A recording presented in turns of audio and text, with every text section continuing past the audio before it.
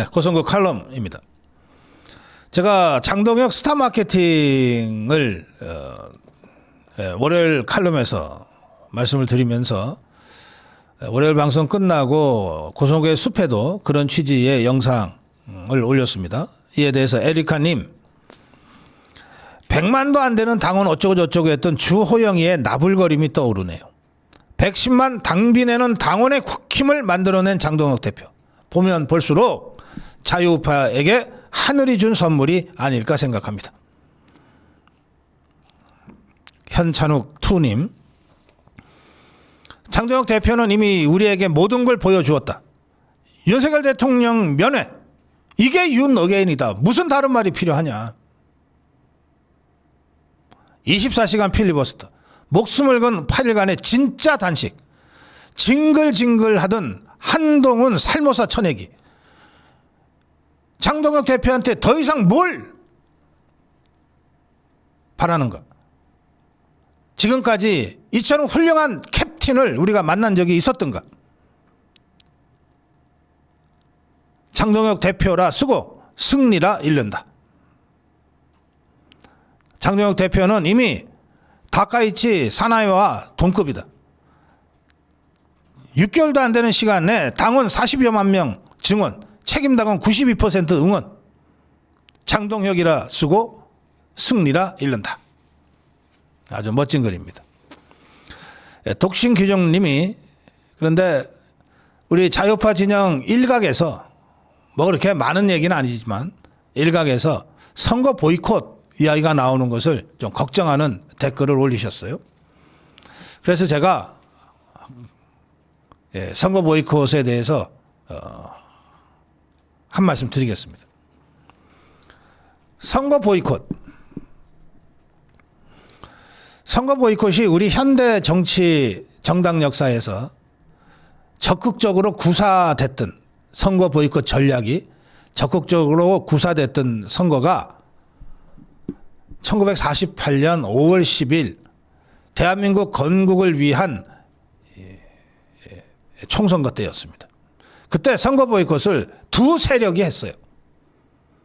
하나의 세력은 김일성과 연계되어서 움직였던 박헌영 남로당 세력입니다. 또 한 세력은 김일성이한테 완전히 말려서 꼭두가시가 돼버린 김규식 세력입니다.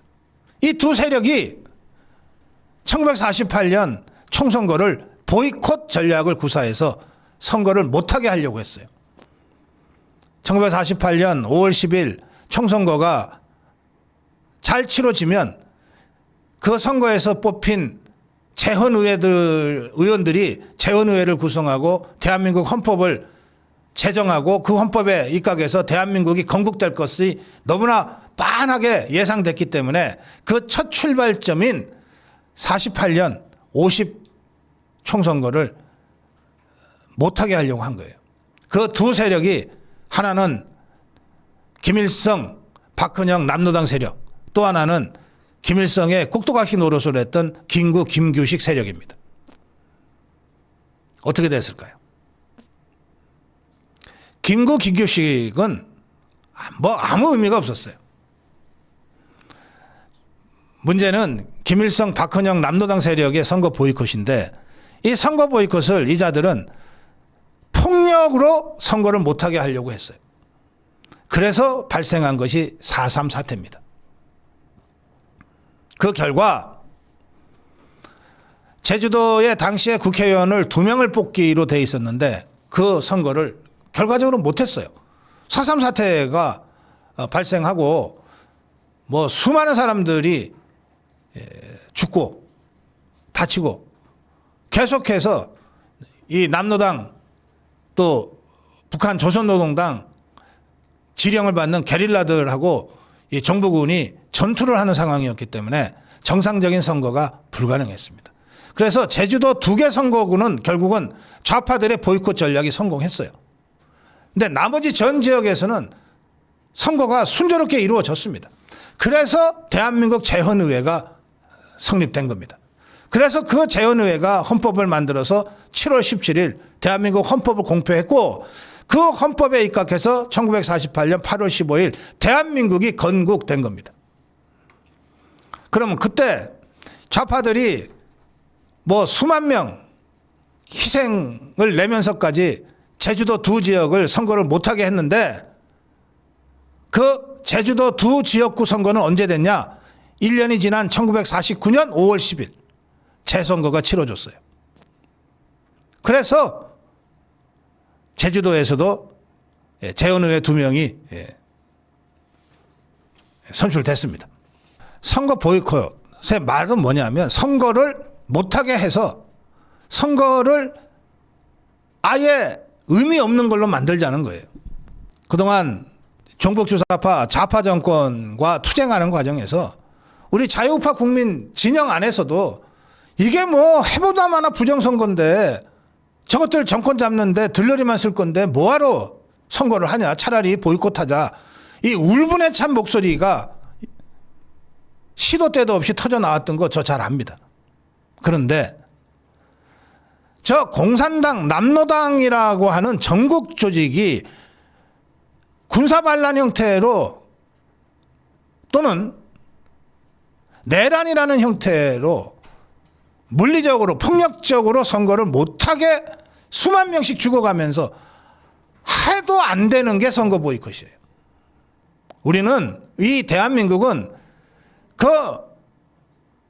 좌파들의 선거 보이콧 전략을 폭력적으로 감행한 선거 보이콧 전략을 분쇄하고 그걸 넘어서서 대한민국을 건국한 겁니다.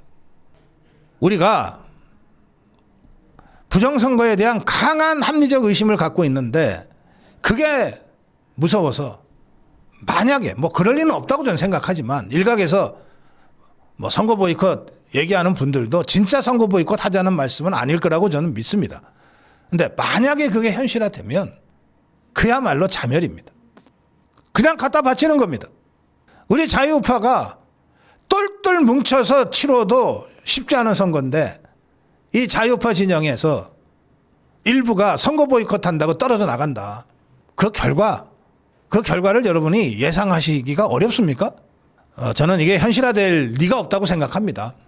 지금 선거 보이콧을 이야기하는 우리 자유파 진영의 몇몇 분들도 또 당장 오늘 고성국TV에 댓글창에 이러려니 차라리 보이콧하자고 주장하시는 분들도 진짜 보이콧을 하자고 말씀하시는 건 아니라고 저는 이해합니다.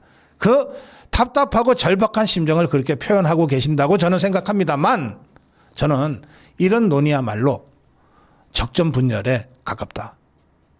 그 결과 이게 현실화되면 그야말로 좌파들한테 모든 걸 넘겨주는 결과가 된다. 이건 자멸이다. 흥분으로 감정으로 선거 이기는 건 없습니다. 흥분해서 이길 수만 있다면 제가 방송하면서 팡팡 뛸게요. 얼음보다 더 차가운 이성과 전략으로 선거를 치르는 겁니다. 네, 오늘 고성국 칼럼 여기서 마무리하겠습니다.